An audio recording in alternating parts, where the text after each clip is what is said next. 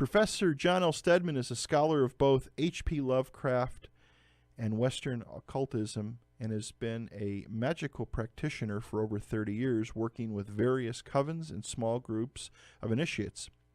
He has a bachelor's degree of arts from Michigan State University, a Master of Arts from the University of Virginia, and a Master of Business Admin from the University of Wisconsin. His book, which came out in 2015, is called H.P. Lovecraft and the Black Magical Tradition, the Master of Horror's Influence on Modern Occultism. Without any further delay, let's go ahead and get him on the line. John, good evening. Welcome to K-Talk and the Fringe Radio Show. Hi, thanks for having me. Well, thank you for giving up some time on this Valentine's weekend and spending some time with us. Okay, I'm doing nothing else other than just putting the finishing touches on my second book, so I'm basically a scholar, so my Saturday nights are just spent working anyhow. Okay, sounds good. You sound like me. So, John, how did you get into doing what you do? If you want to give our listeners a little bit of the backstory. Of course, I read your bio, just scratched the surface. How did you get into studying what you study and writing your book? I'd like to hear all about it. And I would like you to also let our audience know about H.P. Lovecraft. I have heard the name. It's a very familiar name, but don't know much about the gentleman. So let's have some fun and let's let you educate our listeners. Okay, well, I'll talk about how I got involved in it first. First of all, Lovecraft is a writer, early 20th century writer.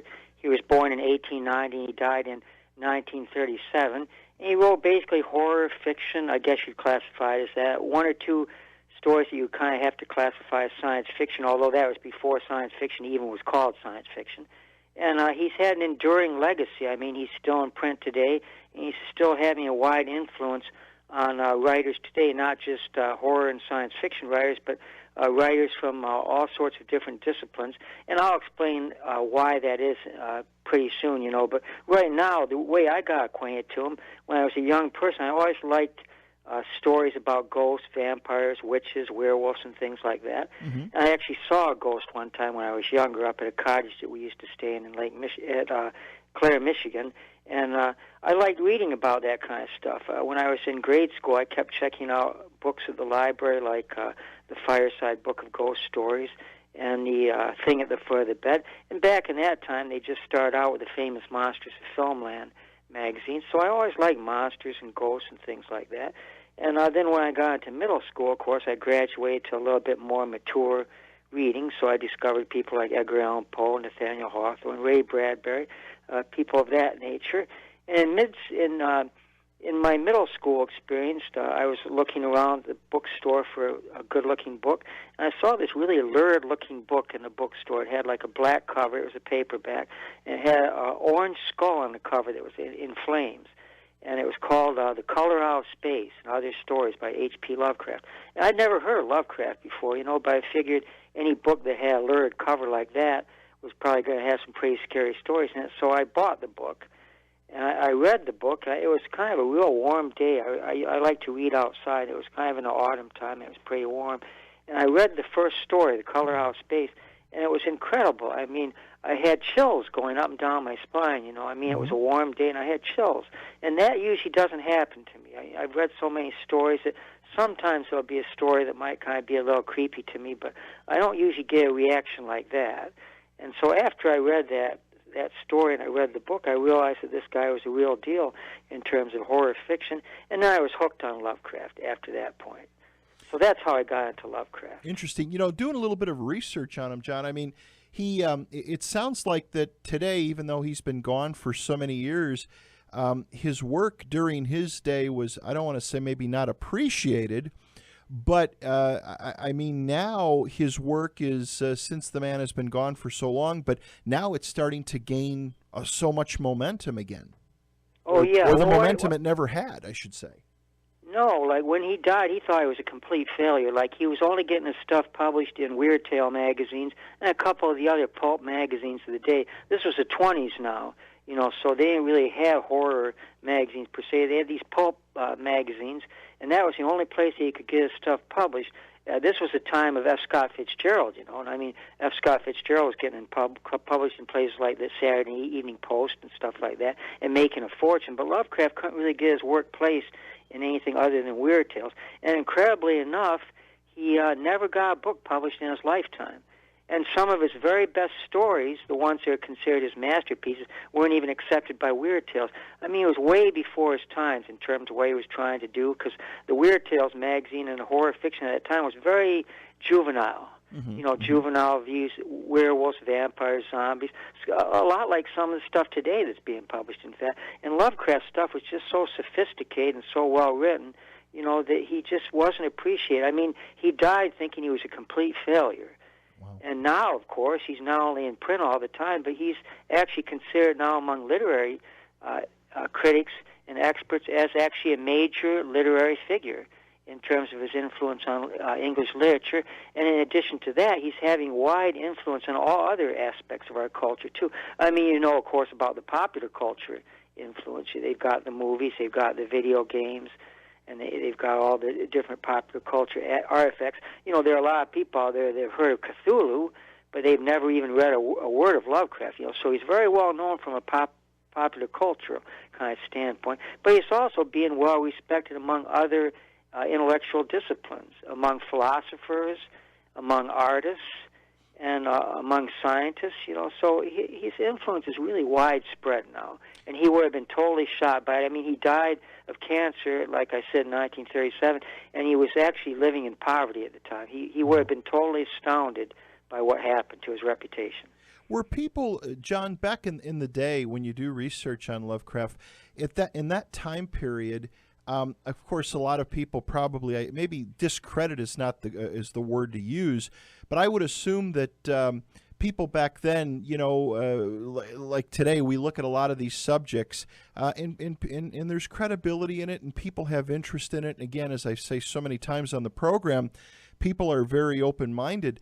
But I would assume back in his time period, he was probably looked at as a crazy, or maybe somebody that's, you know, even dabbling with something occult or satanical. Yeah, well, there's actually more feeling that he's been involved in that today, actually, than there was in his time.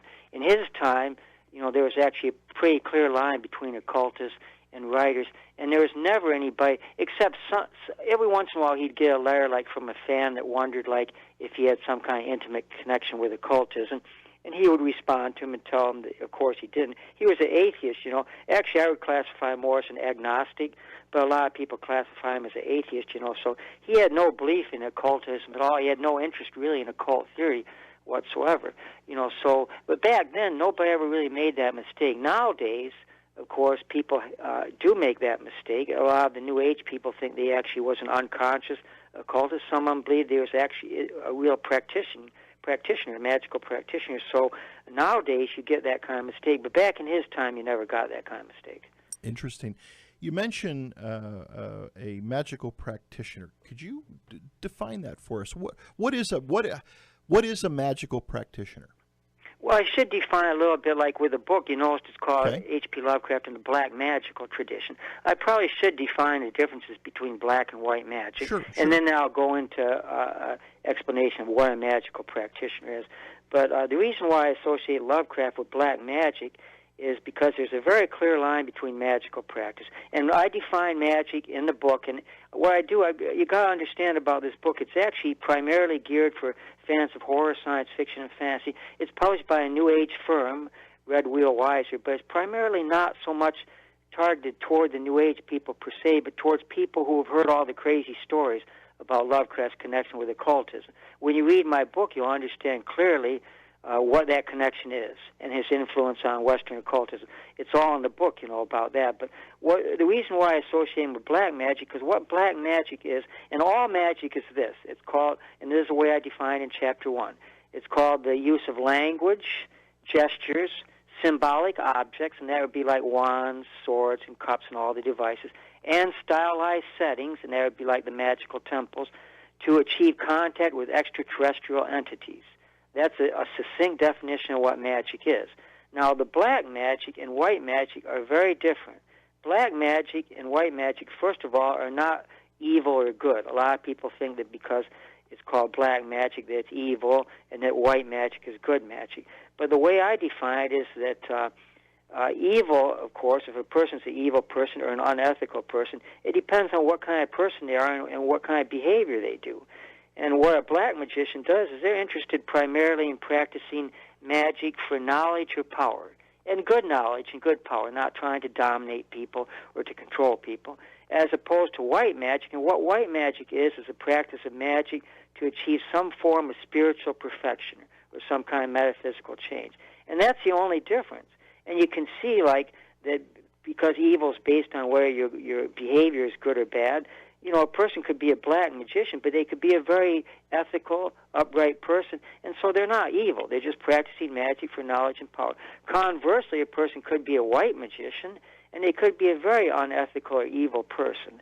And so the white and black magical distinction does not have anything to do with evil. So I don't want people to think that just because I say H.P. Lovecraft and the black magical tradition that we're talking about evil magic. We're talking about the kind of magic that Lovecraft uses as a backdrop for his stories and most of his major works, and that would be black magic, magic designed basically for knowledge or power.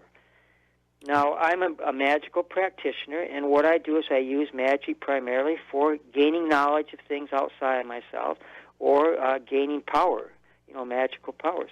So that's what a magical practitioner does, basically. Interesting, very interesting. Well, yeah, that as you mentioned, when people hear black magic, they always, I think, just, you know, they right away we think about evil things, satanical things, or occultism, all bad. But like you said, it just depends on your intention and how you use it, and well, that's right. You got to clearly understand in its definition. Yeah, and in the latter half of the book, like I said, the book is geared for fantasy and horror fans that might not know anything about the topic, so I've got the book arranged in a very logical fashion. By the way, I have a whole bunch of endorsements from leading fantasy, horror, and science fiction writers, including S.T. Josie, who's the #1 Lovecraft scholar, and the majority of my endorsements are from people in the fields of science fiction, fantasy, and horror, you know, so I wanted to target it toward those kind of people. And the book is designed, like, you not only learn about Lovecraft's connection with occultism, but you learn a lot about what magic is, and you get kind of an overview of it, too. Like in the first chapter, I define the purposes and methodologies of black magic, and that's where I define what magic is. I discuss the distinctions between black and white magic, and then I look at the different elements of black magical practice. So when you get done reading that chapter, you have a working knowledge of what you need to know to understand the rest of the book. And then after that, I get right into Lovecraft. And in Chapter 2, I explain his connection, his connection with occultism, what he knew and how much he knew about the magical Western tradition. And again, in that chapter, you learn basically all that Lovecraft knew about the topic. And then in the third and fourth chapters, I talk about the Necronomicon, and that's Lovecraft's fictional book of spells.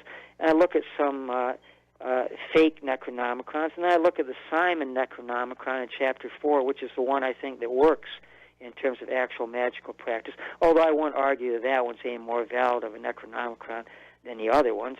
And then I define what the old ones are, his race of extraterrestrial entities, in Chapter 5. And then finally, the whole rest of the book is focusing on specific black magical organizations in operation today that Lovecraft has had a very profound influence on. So when you read those chapters, starting at Chapter 6, you'll understand exactly what the basic black magical systems are. And I have chapters on, like, the Wiccan religion. I have one on the Church of Satan and the Satanist groups. I have one on the Chaos Magic Pacts. I have one on the Voodoo religion, and I have one on Kenneth Grant's Typhonian system. So those chapters go into detail, not only telling you how Lovecraft influenced each of these systems, but also it gives you an actual overview of the magical systems themselves. In fact, I got an email from somebody that said they found the book valuable because, quite frankly, they couldn't understand some of these magical systems. Right. And they said that after they read my chapters, they could understand fully what it was all about, and when they went to the original sources, they couldn't understand it. You know, so the book is not only useful in articulating Lovecraft's connection with Western occultism, but it's also a real good source book on Western occultism in general. So it's very useful from that standpoint, too. And I got to say, I redefine magic in that book. magic has been the same for the last couple hundred years. They're still using tired old concepts like the astral traveling and the tree of life and all this nonsense. And what I do is I redefine magic in accord with modern quantum physics. So I bring the whole concept of magic up to date, too. And I didn't really realize I was doing that when I wrote the book, but when I look back, I was getting a little pushback from the occult community because they don't like their little illusions and their little misinterpretations being exposed to the light of day. Occult means hidden. Mm-hmm. And a lot of occultists like to kind of hide themselves in the shadows and pretend like they have knowledge that other people don't, and they derive pleasure from that. But I've never derived pleasure from that. So I expose the whole thing, and I give it a fresh coat of paint as it is. So, I didn't realize I was doing that either, but apparently I've been doing all these things in the book as well. And so it's a very fascinating read for people that are interested in any of these topics. Well, it sounds like, John and I haven't had a chance to read the book, but just going through some of the talking points and some of the things that you discuss in the book, it's kind of like a reference manual, or well, I guess you could call it a reference manual, but kind of a good guide to explain a lot of things that Lovecraft talked about, maybe in layman's terms, so people can understand it and take some of the fact, separate the fact and the fiction out. Well, it certainly is that, and I'm also taking on the literary community a little bit because it's been pretty standard over the last 20 years to think that Lovecraft wasn't interested in magic. He started out using magic in his stories as a kind of a backstory, and then the more mature he got, he kind of outgrew it, and he kind of gravitated more toward what they call non-supernatural cosmic art. But what I've discovered, I'm a master of Lovecraft. I've read every word of his. I've read all of his letters, all of his writings and stuff. And there is no such thing. Like the literary critic, the supreme literary critic of Lovecraft is S.T. Joshi, and he argues that Lovecraft demythologized his entity and turned them into aliens rather than magical entities, and that was his intent, and that later on in his career, that was what he was focusing on. But I'm afraid Lovecraft's works or letters just don't support that. In fact, in the stories that Joshi talks about as being more science fiction than magical, there's always a magical backstory. Mm-hmm. And all of his major works, there is the magical persona in most of them, and that's going to be the focus on my second book. I have a trilogy going here, and what I'm trying to do in this little trilogy is to articulate fully Lovecraft's works and his mind and his thought and his philosophy. And I've discovered that he was always using the magical backstory throughout all of his entire works. So the magic is very important to an understanding of Lovecraft. And I'm kind of correcting a lot of interpretations that have actually taken root. You know how critics are. I mean, I'm a literary critic myself and a scholar, and what they tend to do sometimes is just kind of follow along like the herd mentality. Whatever one guy says, he's well known, and then all of them start parroting that. And I'm breaking away from that mold. Because Lovecraft is richer than that. So I'm actually kind of redefining and looking at Lovecraft from a fresh standpoint. So there's a lot of things going on in this book. Well, and, John, I compliment you on that because, you brought up something which is so true. There are a lot of people that address a lot of different subjects, whatever they may be. And you have a lot of people, like you said, with the herd mentality, or they jump on the gravy train, and it's the same. It's a different person saying the same thing, maybe putting a slightly different twist on it. But with what your book does is you kind of tear it all apart in pieces. Say, let's not just write another biography about Lovecraft. Let's not tell the stories. Let's pull it apart and again, separate the fact from the fiction and put the pieces out there and let people read and decide for themselves. Well, and I have to give, I made a little critical comment about S.T. Joshi, but he's a really wonderful guy. I mean, I sent him a copy of this manuscript of the book, and he read it, and he sent me back like about 4 or 5 pages of corrections, and he gave me a little endorsement here. And, here's one of an international scholar, a writer himself, a creative artist, and he's taking time out of his work to do that. The stuff that he sent back to me was mainly like corrections of dates and stuff like that. I might put like Lovecraft's grandfather died in 1915 or something, and then he send back a little thing saying it was actually 1917 or something like that. So the corrections were the kind of things like that, and stuff. But I really appreciate that he did that, and it actually made my book stronger. And what I really liked about S.T. Josie is he hates magic, okay? He's an atheist. He doesn't believe in it. He doesn't like Lovecraft's name associated with magic. And I was saying before that he kind of misinterprets Lovecraft as a result. But this guy was willing to read the book anyhow, and put aside his repugnance toward magical theory and practice and still give me an endorsement and to help me improve the book. So, that's the kind of scholar that I like. Now I'm afraid in my second book I'm going to have to do a little bit stronger refutation of his view of demythologizing, and we're going to have to get a little bit stronger with some of the critics. I've read all of Lovecraft's critics, and I'm afraid in my second book I'm going to have to refute some of them, slap them around a little bit, for that herd mentality that you're talking about. But, I really appreciate the fact that S.T. Josie was able to rise above. Not a lot of people would be willing to do that. And I'd like to think that I'm that kind of person as well. If somebody sent me a manuscript, and I would hope that I could overcome any kind of bias or repugnance, personal repugnance, and just give a fresh, objective look at it and fresh, objective comments. And he did that, so I got to give him credit for that. John, let me. We got some questions that came in for you, and let me read this one to you slowly. Some big words here. Big words. Some big words. Carol from California, she writes and says, how does John think the rumor of the neochronomic being authentic grew to such a big thing, grew to be such a legend? Okay, what'd she call it? Neochromatic? Yeah, necro. Oh, necronomic. Necronomic. Sorry, my glasses are in my case here. Necronomic. Sorry.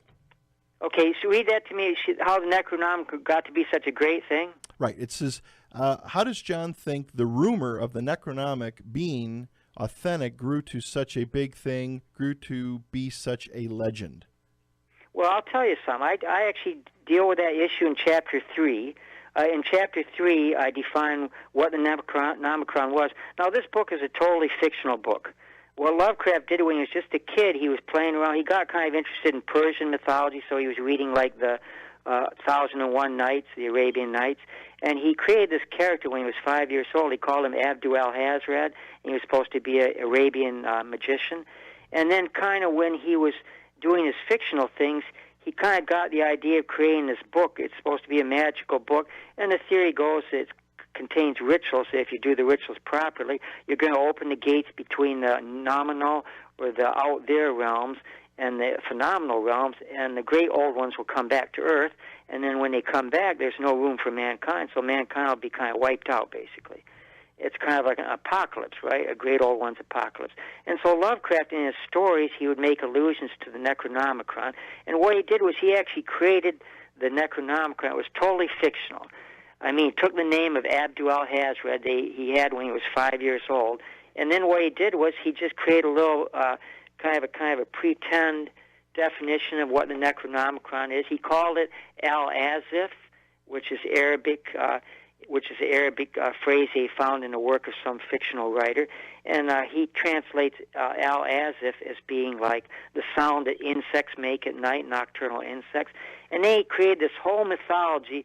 The book was like translated into Greek, and then I think Abdul-Hazred wrote it or discovered it around 750 or so A.D. in Arabia, and then 2 decades later, it was about 900, I think, 900 and something A.D. It was translated into Greek, and then it was translated into Latin and so on. So he created this kind of mythology about the book, and then what happened was that a lot of people would write him, is the Necronomicon real? And he would always, anybody wrote to him, he'd always respond to him. He was a great correspondent. And he would tell them it was fictional. But what happened over time is fake versions of the Necronomicon started to materialize. There was a couple libraries that would find like a card catalog entry for the Necronomicon. And then there were the fake Necronomicons started being written. And in Chapter 3, I deal with the major fake Necronomicons. I call them the spurious Necronomicons. And then what happened in the 70s, a guy named Simon, who was a practicing magician, he actually published his version of the Necronomicon. And I talk about that version of the Necronomicon in Chapter 4 of my book, and I argue that one's probably just as fake as the other ones. And when you read those 2 chapters, you'll understand fully about how these books develop. I have little sections on each of the spurious ones and what they are and why I think they're fake or why they're not. I have the whole chapter on the Simon Necronomicon because I think that one's a very important one. I think it's just as fake as the other ones. However, it actually works. I've done magical rituals, and I've used some of those rituals from that book, and they're actually very powerful rituals. So I would argue that the book itself works, but it's still a fake Necronomicon. I think the reason why it just became so popular is because occultists latched onto it. There were these fake Necronomicons who were not really written by occultists, but more like literary people just kind of perpetuating hoaxes. And then once Simon got involved in it, then other occultists jump on the bandwagon, like Kenneth Grant, the head of the Typhonian Order, the late Kenneth Grant. He was the head of the OTO, the Typhonian OTO in Britain, which is based on one of Aleister Crowley's magical systems. So a lot of these occultists got a hold of it, too. And then that's how it became viewed as something real, because the occultists started using the Simon Necronomicon and some of these other ones in their magical workings. And that's, of course, all that stuff is dealt with in the book as well. Anton LaVey, the founder of the Church of Satan in 1966, he employed Lovecraftian concept in his magical workings too. So it kind of carried over gradually from fiction to occultism, and then that's why it's become so sensational. Very interesting. Here's another question for you, John. Carol writes and says, has John seen the Hollywood screen versions of Lovecraft works, particularly Reanimator and Dogon, or Dugan? Oh, Dagon. Dagon, okay. Dagon. Yeah. I have seen all those. Okay. And the thing interesting about is I'm really glad to see those kind of things going out, but they really don't do justice to Lovecraft at all. They're a lot of fun, though. I mean, like the Reanimator films are really hilarious. I mean, it's based on his series. Lovecraft wrote a serial on the Reanimator, and it was just a bunch of little sensational vignettes. And I like the filmmakers. They kind of grabbed that concept, and they turned in this really campy, kind of humorous kind of series of movies, and they're very fun to watch. As for Dagon, the name is based on one of Lovecraft's short stories, but it's actually a retelling of Lovecraft, one of his great stories, The Shadow over Innsmouth, which is actually what the entire movie is about. It's about that, but they called it Dagon for some reason. But it's based on a series of incidents that happened to some people in Innsmouth, Massachusetts, where it's populated by a group of hybrids. They're kind of half fish-frog entities that kind of have crossbred with a series of underwater beings. And so that's the premise of the Dagon movie. And the thing about those movies are they're a lot of fun to watch. They're very entertaining, but they really don't do Lovecraft justice at all. I mean, they always have to add things that aren't in the Lovecraft story, and then they have to get real gory and kind of outrageous and over the top, and there isn't any of that stuff in Lovecraft at all, So they kind of misread. They have to add a girl, of course. Like there aren't any romantic interest in any of Lovecraft's fiction at all. So when they add a main character, then they have to put a girl in there, a sexy girl or a sexy woman, and then they have to have a love interest, and then they have to kind of pile down with all the gross kind of violence and bloodletting and stuff like that. And that's not in Lovecraft either. But those movies are a lot of fun to watch. And I'm really happy for them because they kind of keep Lovecraft alive and in front of the public eye. So I've got no complaints about them, but they really don't capture Lovecraft much at all. All right, everybody, welcome back to Fringe Radio. Our guest tonight for Hour 1 is Professor John L. Steadman. Again, John, thank you so much for being here with us tonight. Before we go on, we got some more questions, but where can our listeners get your book from? Okay, yeah, that's actually a good question. They can order it directly from the publisher, of course, Red Wheel Wise, or you can get it on Barnes & Noble's website. What I'd advise you all to do, though, the people that want a copy, I was looking out at the Amazon thing, and Amazon plays around with their prices a lot. It's on Amazon, and they play around with their prices, and you cannot get this book any cheaper than they got it priced on Amazon right now. I mean, I'm almost tempted to go out on Amazon and buy like 20 copies myself because the price is down so low. So if you want to get a nice, inexpensive copy of it, buy it on Amazon. It's like around $5 or $6. I mean, the original price of this thing's like $22. And if you buy it in bookstores, and it's in bookstores throughout the country, it's over in Europe too, in Europe and in France and places like that. I actually was looking through Google the other day, and I found they've got copies over in different countries as well, in Sweden and places like that. In London, of course, they have a couple bookstores in London, but it'll be like the price of about $22 or so if you buy it like right off the shelf. Like in the bookstores here, it's about $22. So the smartest thing that any of you can do, and I hope that you'll go out and do that because it's really a fascinating book, go on Amazon, order a copy on Amazon while the price is still low. You know, that would be the best way to do it. And I can guarantee you're going to have a lot of fun with this book. It's going to not only educate you on occultism, if you want to be educated on that. There's a lot of people out there that aren't interested in that topic. But if you really want to know about Lovecraft's connection with this and occultism in general, you can't go wrong but to buy this book. Well, you know, it's one thing, John, that I find, I've been doing this radio show for several years now, and there's so many topics that are, you know, that are out there that I call fringy, or if you want to call them that, you know, a little bit of mystery to them. And again, having you on the program, I just started to delve. I've heard of Lovecraft for so many years, but I never delved into it.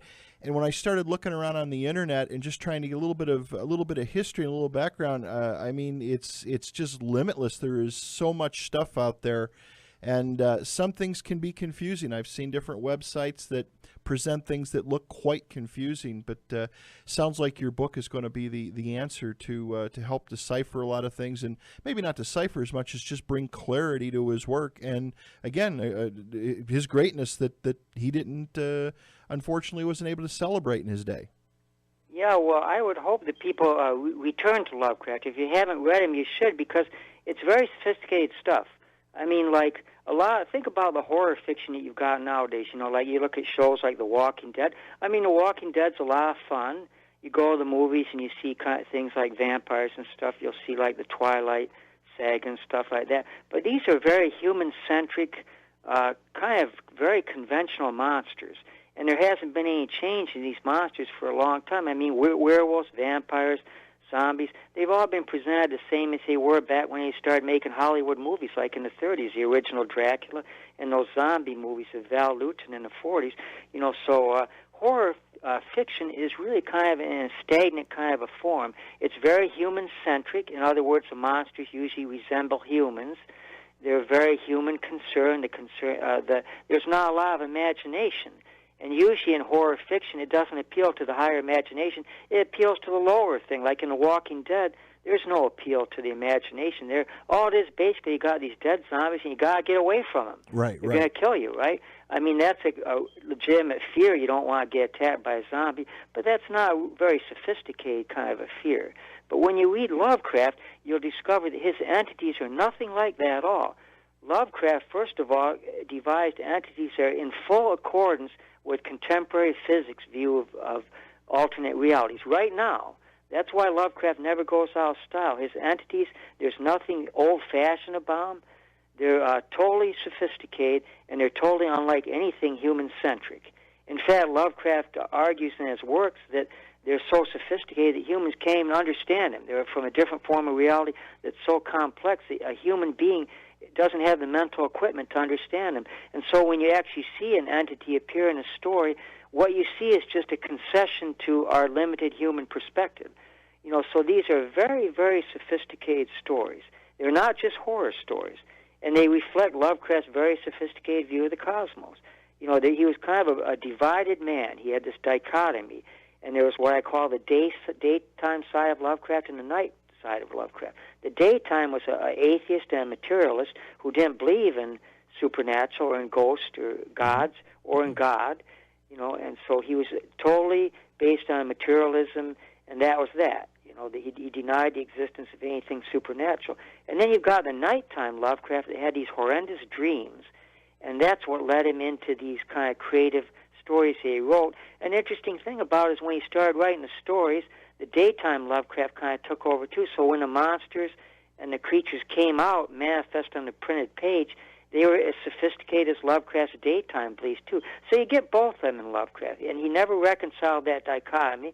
And I think that's a very strong point about Lovecraft, why he's still relevant today, because you read him and you're totally unsatisfied. I mean, you feel somehow these plumbing depths that have not been plumbed before, and you feel that you're on a higher level, a higher level of appreciation and a higher imaginative level when you read him, as opposed to reading other kinds of horror fiction. So I think that's the reason why he's never going to go out of style. I'm going to delve more into it because, again, I had a very slight knowledge, but again, this is perked my interest. One of our listeners writes, John, it says, can you let him, do you know the name of the person who wrote the Simons version of the Necronomicon? Yeah, that's kind of a tough word. By the way, that well, word no is kind of glasses, interesting. it's even worse. I'll take a minute to tell you what that word means, by the way. A lot of people translate that into Latin. I minored in Latin when I was at MSU, by the way. And if you translate according to Latin, it means necro, which means dead, and then you've got necronom. Nom means name, and then you put the con on the end of it. You put that on the end of anything that you refer to as a book or some kind of philosophical treatise.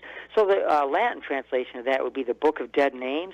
But Lovecraft, however, translates Necronomicon according to the Greek language, and so he's got basically it's kind of a funny kind of an interpretation. He argues that the interpretation is actually corpse, law, and image. So it's like an image of the dead, or a picture of the law of the dead, or something like that. So depending on whether you want to view it from a Greek standpoint or from the Latin standpoint, that's how you'd interpret the Necronomicon. Now, I've been sitting here talking. I think I almost lost track. I didn't lose track. I've got it right in my head here. In Chapter 4, I deal with the Simon Necronomicon, and Simon claims, and he's written a book about how he got the manuscript, and he claims it was a manuscript that he found at the apartment of somebody that was actually a book thief. There were two guys who were stealing books from all sorts of libraries, and he found the manuscript in the guy's apartment, and they had translated. Supposedly it was written in Arabic, and they had translated into English by somebody that could do that. The only problem with that is that the original manuscript is not there to compare. So most occult scholars would argue that there probably wasn't an original manuscript, and what Simon did, him and some of his cohorts in the 70s actually got together and wrote the Necronomicon themselves. But the jury's actually out on that. There's actually no evidence one way or the other, and just because a manuscript disappeared doesn't necessarily mean that it didn't exist in the first place. So what I do in Chapter 4 is I kind of keep an open mind on that. So I leave it up to the reader to decide whether they think it was actually written by Simon and some of his cohorts, or whether, in fact, it was based on some kind of Sumerian or Arabian manuscript.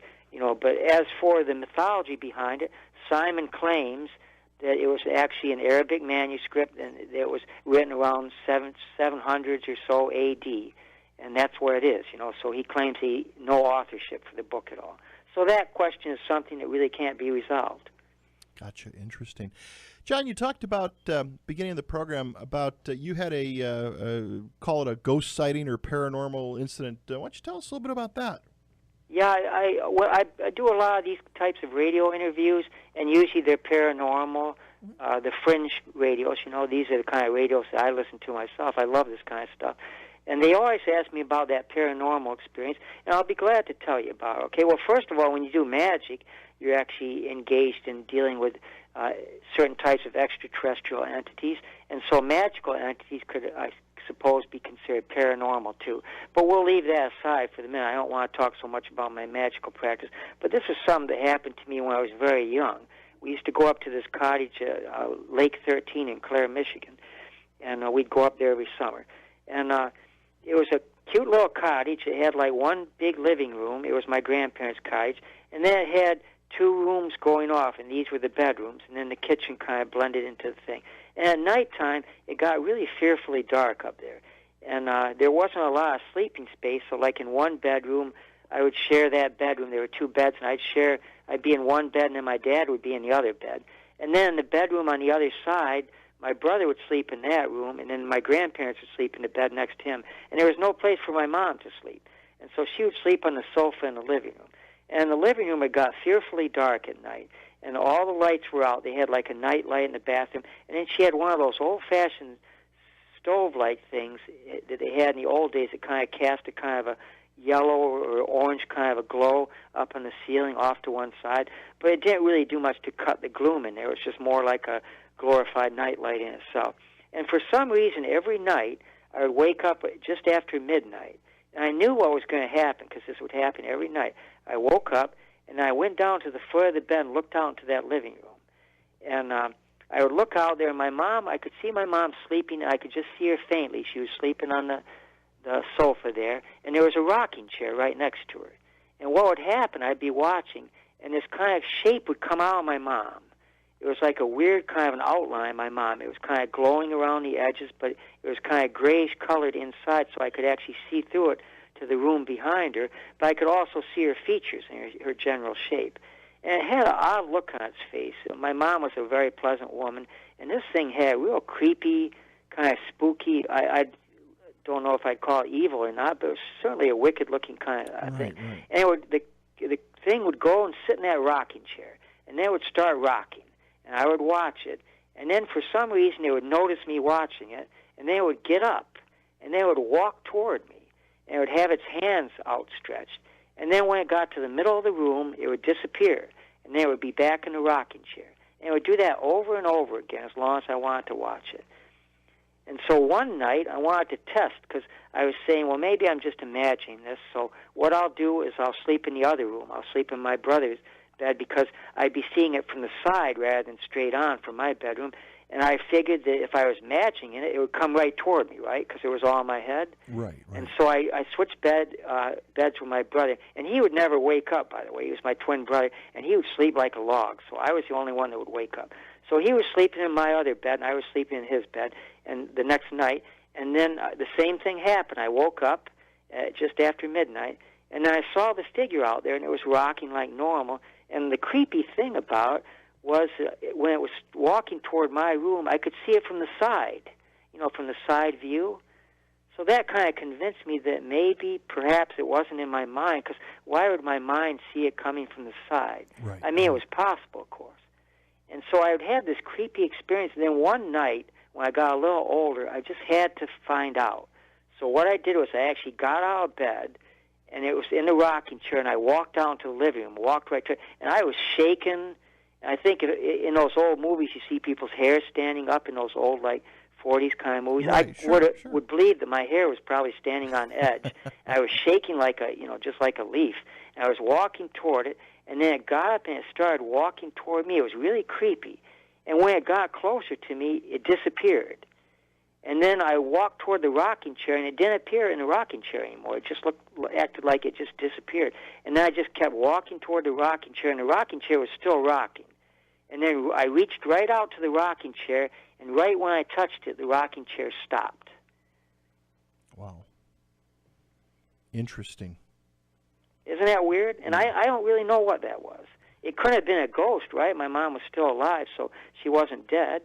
Old magical practitioners argue that it might have been her astral body or something like that, but I don't necessarily believe in the astral body, so I don't really know what it was. And I have no explanation for it. I just know what I saw. I'm not trying to convince anybody that it's an extraterrestrial entity or not. I don't really care if people believe in those things or not. I'm very broad when it comes to my interpretation of extraterrestrial entities, right? Some people would argue that they're actual magical entities that actually live in alternate dimensions. Some argue they're like gods and goddesses that live in different realms. Some people argue all they are just kind of personifications of mental powers that we have. And when we bring those out through a magical ritual, all we're doing is bringing out something that represents our higher mental states. I'm perfectly willing to allow anybody to believe any one of those interpretations. All the magical practitioners are interested in is whether their magic works or not. And if you want to say that it's fictitious and that they're not real entities, go ahead and do that. All I care about is whether it gets me the kind of knowledge and power that I want.